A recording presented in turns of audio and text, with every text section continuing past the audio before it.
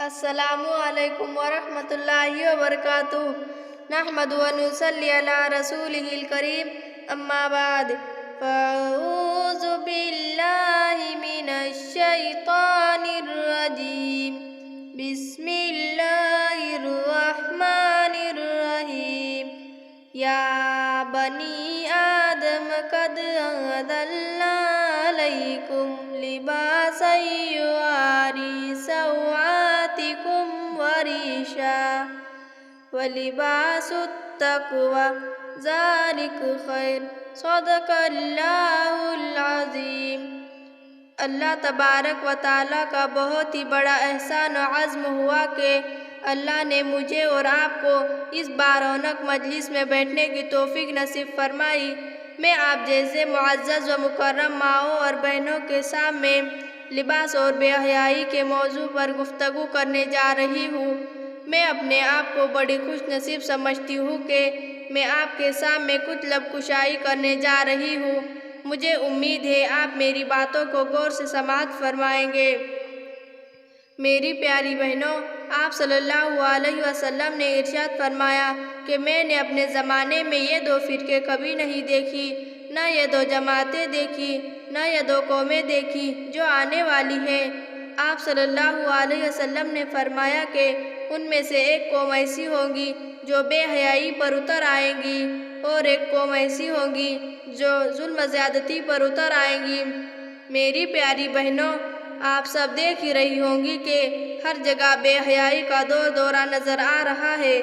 ہر مکان میں، ہر فرقے میں، ہر علاقے میں، ہر شہر میں، ہر گاؤں میں، ہر بستی میں، یہاں تک کہ ہر ایک کے مکان میں، چاہے وہ عالم ہو یا جاہل ہو یا فاضل ہو، سب کے گھروں میں بے حیائی پھیل چکی ہے۔ الا ماشاء اللہ، میں سب کی بات نہیں کر رہی ہوں۔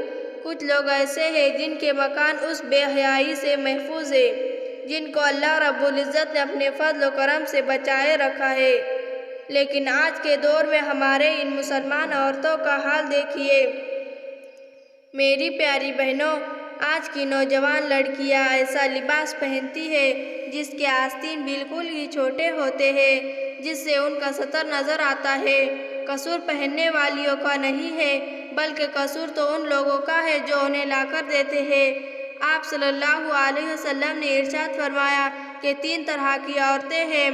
پہلی عورت کے بارے میں بتایا، پہلی وہ عورتیں ہیں جو ایسا لباس پہنتی ہے جس لباس سے ان کی ساخت نظر آتی ہے۔ یہ ایسا گھٹیا اور گھناؤنا لباس ہے جس لباس سے ان کا کوئی فائدہ نہیں ہوتا۔ دوسری عورتوں کے بارے میں فرمایا جو ایسا لباس پہنتے ہیں جس گھٹیے لباس سے ان کا جسم جھلکنے لگتا ہے اور پورا بدن صاف نظر آتا ہے۔ اور تیسری وہ عورتیں ہیں جو کپڑے پہن کر بھی برہنی اور ننگی نظر آتی ہے۔ کہ ایسا لباس جو بالکل ہی بدن سے ملا ہوا ہوتا ہے، جو بالکل ہی چست ہوتا ہے اور اتنا فٹ ہوتا ہے کہ جس مقامات کو چھپانا واجب ہے، لازم ہے، ضروری ہے، یہ ایسا گھٹیا لباس ان مقامات کو چھپانے میں کمزور اور ناکامیاب ہو جاتا ہے۔ لیکن آج ہم نے اس کو فیشن سمجھ رکھا ہے۔ میری پیاری بہنوں، اللہ کی لعنت برستی ہے ایسا لباس پہننے والی عورتوں پر۔ مسلم شریف کی ایک روایت ہے، آپ صلی اللہ علیہ وسلم سے پوچھا گیا کہ اے اللہ کے رسول صلی اللہ علیہ وسلم، کہ ایسی عورتیں جنت میں داخل ہوں گی؟ آپ صلی اللہ علیہ وسلم نے ارشاد فرمایا، جنت میں تو کیا، 500 سال کی دوری پر جو جنت کی خوشبو آتی ہے، یہ عورتیں اس خوشبو سے بھی محروم رہیں گی۔ اللہ میری اور ہم سب کی خطا معاف فرمائے۔ اللہ کے رسول صلی اللہ علیہ وسلم نے ارشاد فرمایا کہ میں نے معراج کی رات میں ایک عجیب منظر دیکھا کہ آگ کی قینچی سے عورتوں کی جلدیں کاٹی جا رہی تھی۔ جو خواتین آپریشن کو یا کسی عورت کا آپریشن کسی جگہ یا کسی مکان پر ہوا ہوگا، انہوں نے آپریشن کی داستان کو سنا ہوگا تو انہیں معلوم ہوگا کہ ڈاکٹر کیسی ان کی جلد کاٹتا ہے۔ پہلے اس کو بے ہوش کرتا ہے، پھر رائے نزاکت کے ساتھ ہلکے ہلکے انداز میں کاٹتا ہے، پھر جب ہوش آتا ہے تو انسان کتنا تڑپتا ہے، کتنا بے چین ہوتا ہے، کتنا بے قرار ہوتا ہے۔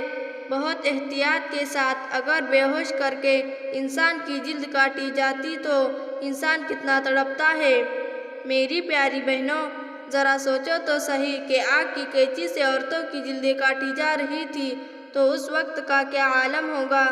رسول اللہ صلی اللہ علیہ وسلم نے ارشاد فرمایا، میں وہ منظر دیکھ کر بے قرار ہو گیا۔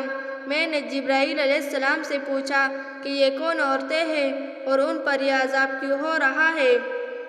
تو جبرائیل علیہ السلام نے کہا کہ یہ آپ کی امت ہے اور انہیں اس لیے عذاب ہو رہا ہے کہ یہ جب گھر سے نکلتی تو بن سنور کر نکلتی تاکہ مرد ان کی طرف راغب ہو، مرد ان کی طرف للچائی نظروں سے دیکھے، اس لیے انہیں اس عذاب میں مبتلا کیا گیا ہے۔ اللہ مجھے اور آپ کو صحیح لباس پہننے کی توفیق عطا فرمائے، آمین۔ وآخر الدعوانا ان الحمد للہ رب العالمین۔